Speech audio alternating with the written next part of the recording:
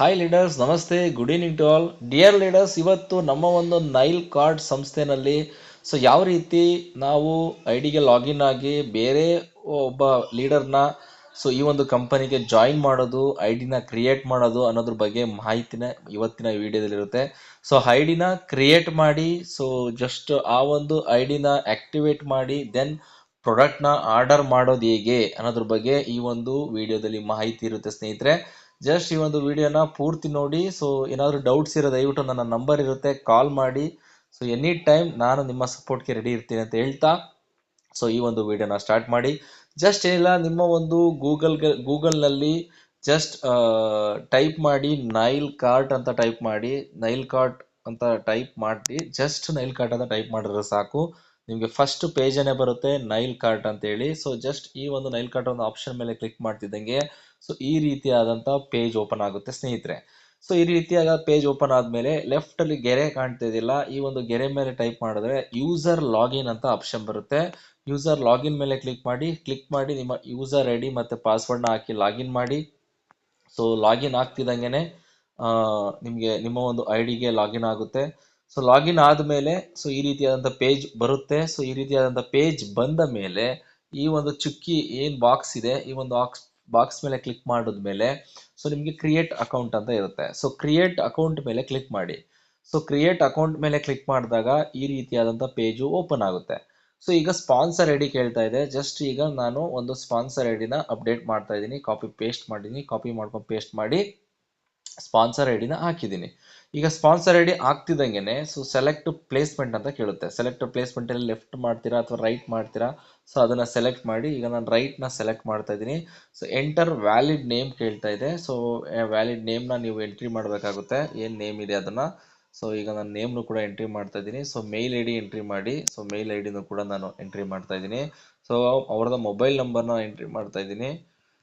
Mobile number entry ಮಾಡಿ agree the terms and conditions of Nile card.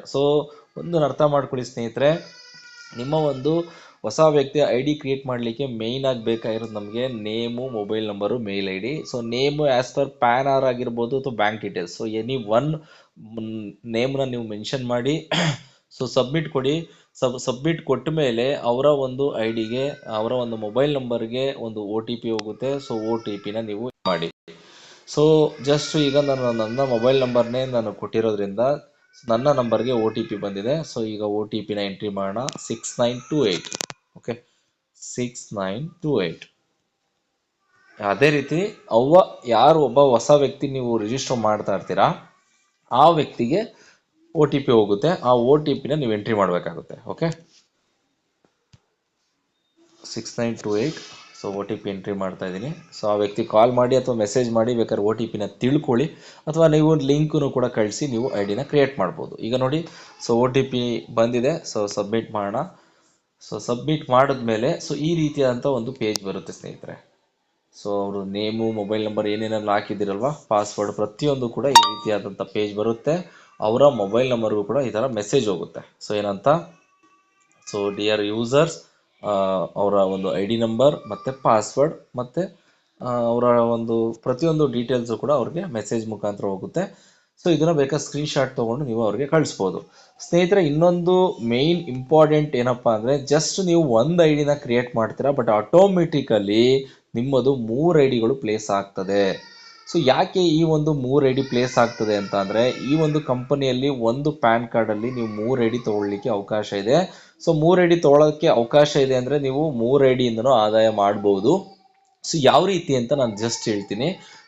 Just A minute ಸ್ನೇಹಿತರೆ, ನೀವು ನೋಡ್ಬೋದು, ನಾನು ಜಸ್ಟ್ ಕ್ರಿಯೇಟ್ ಮಾಡಿದ್ದು ಒಂದೇ I D, but automatically 3 I D place ಆಗಿದೆ. ಇಲ್ಲಿ ನೋಡ್ಬೋದು, ಇಲ್ಲಿ ಅವರ ನೇಮು ಮತ್ತು ರೆಫರಲ್ ನೇಮು ಪ್ರತಿಯೊಂದು ಕೂಡ ಇದೆ ಇಲ್ಲಿ. ಓಕೆ, ಸ್ನೇಹಿತರೆ, ಇಲ್ಲಿ ಏನಪ್ಪ ಅಂತ ಅಂದರೆ, ಪ್ರತಿಯೊಬ್ಬರು ಕೂಡ ನಾನು ಹೇಳೋದೇನಪ್ಪ ಅಂತ ಅಂದರೆ, ಒಬ್ಬ ವ್ಯಕ್ತಿ 3 ಐ ಡಿ ತೊಗೊಳಕ್ಕೆ ಅವಕಾಶ ಇದೆ. 3 ಐ ಡಿನೂ ಕೂಡ ಯುಟಿಲೈಸ್ ಮಾಡ್ಕೊಳ್ಳಿ. ಅರ್ನಿಂಗ್ಸ್ನ ಒಂದಕ್ಕಿಂತ 3 ಪಟ್ಟು ಆದಾಯ ಮಾಡ್ಬೋದು. ಇನ್ನೊಂದು ಸ್ಪೆಷಾಲಿಟಿ ಒಂದು ನೈಲ್ ಕಾರ್ಟ್ ಸಂಸ್ಥೆದ ಏನಪ್ಪ ಅಂತ ಅಂದರೆ, ನೀವು ಒಂದು ಐಡಿಗೆ ಮೇಲ್ಗಡೆ ಐಡಿಗೆ ಮಾತ್ರ KYC ಮಾಡಿದ್ರೆ ಸಾಕು. ನಿಮ್ಮ ಲೆಫ್ಟ್ ಐಡಿ ರೈಟ್ ಐಡಿಗೆ KYC ಮಾಡುವಂಥ ಅವಶ್ಯಕತೆ ಇರಲ್ಲ. ಜಸ್ಟ್ ಟಾಪ್ ಐಡಿಗೆ ಮಾಡಿದ್ರೆ ಸಾಕು. ನೀವು ಲೆಫ್ಟ್ ಐಡಿ ಮತ್ತು ರೈಟ್ ಐಡಿಗೆ ಏನು ಕೆಲಸ ಮಾಡ್ತೀರಾ ಅದು ಆಟೋಮೆಟಿಕಲಿ ನಿಮ್ಮ ಟಾಪ್ ಐಡಿಗೆ ಬಂದು ಅರ್ನಿಂಗ್ಸು ಕೂತ್ಕೊಳ್ಳುತ್ತೆ ಸ್ನೇಹಿತರೆ. ಅರ್ಥ ಆಗ್ತಿದೆಯಾ?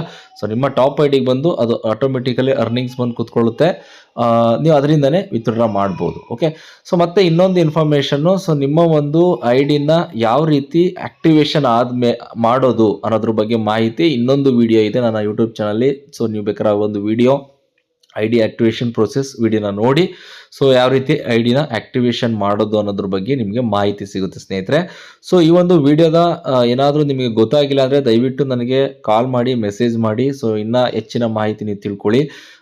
ಏನಾದರೂ ಡೌಟ್ ಇದ್ದರೆ ಎನಿ ಟೈಮ್ ನೀವು ಕಾಲ್ ಮಾಡ್ಬೋದು. ಮತ್ತು ಇನ್ನೊಂದು ಮಾಹಿತಿ ಫೈನಲ್ ಆಗಿ ನಿಮ್ಗೆ ಹೇಳಬೇಕು ಅಂದರೆ, ಇದು ನೀವು ಬೇರೆಯವ್ರ ಐಡಿನ ಕ್ರಿಯೇಟ್ ಮಾಡುವಂಥದ್ದು.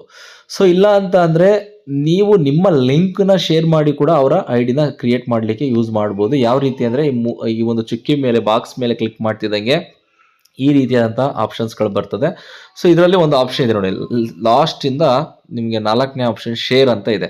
ಈ ಶೇರ್ ಆಪ್ಷನ್ ಮೇಲೆ ಕ್ಲಿಕ್ ಮಾಡಿದ್ರೆ ಈ ರೀತಿಯಾದಂಥ ಪೇಜ್ ಓಪನ್ ಆಗುತ್ತೆ. ಇಲ್ಲಿ left side referral link, right side referral link ಅಂತ ಇದೆ.